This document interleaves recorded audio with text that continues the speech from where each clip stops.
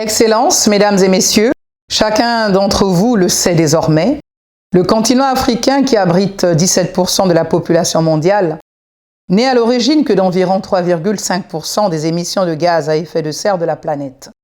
Pourtant, le continent qui contribue le moins à la pollution mondiale est aussi celui où le dérèglement climatique bouleverse le plus de vies.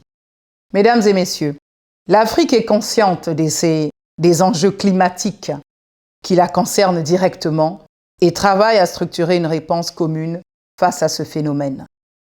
La Commission climat du bassin du Congo, qui réunit 16 pays d'Afrique centrale et de l'Est, s'est dotée d'un outil financier, le Fonds bleu pour le bassin du Congo.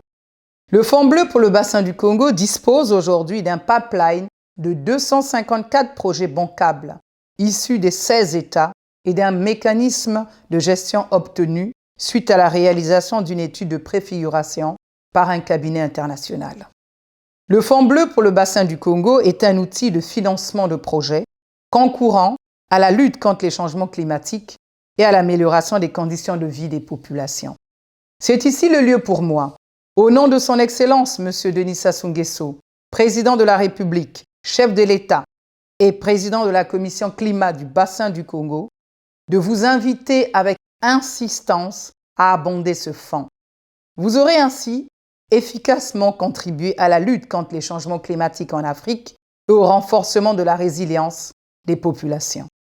Mesdames et messieurs, la République du Congo, mon pays, située au cœur du bassin du Congo, deuxième poumon écologique de la planète après l'Amazonie, est couverte à près de 70% de forêts et ne ménage aucun effort pour assurer la conservation et la gestion durable de ses ressources naturelles.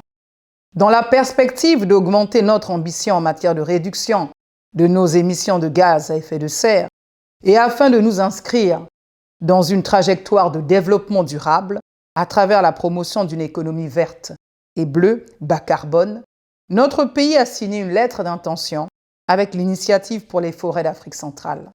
Cette lettre d'intention engage notre pays à renforcer la gestion de ses écosystèmes forestiers, parmi lesquels figurent les tourbières récemment découvertes dans la cuvette centrale du bassin du Congo.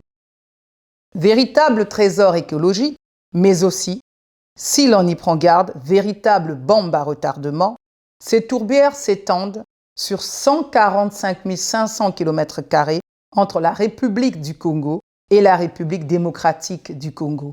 Elles séquestrent environ 30 milliards de tonnes de carbone, soit l'équivalent de 15 à 30 ans de gaz à émission d'effet de serre des États-Unis et 3 ans de la planète entière.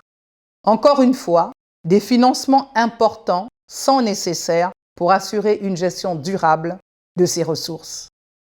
Mesdames et messieurs, la 26e conférence des parties à la Convention cadre des Nations Unies sur les changements climatiques, qui se tiendra à Glasgow à la fin de cette année, devra être l'occasion de créer une véritable dynamique pour l'action, car l'avenir de la planète en dépend. On ne le répétera jamais assez en effet. Contre le réchauffement de notre planète, il n'existe aucun vaccin. Le vaccin, c'est nous. Je vous remercie.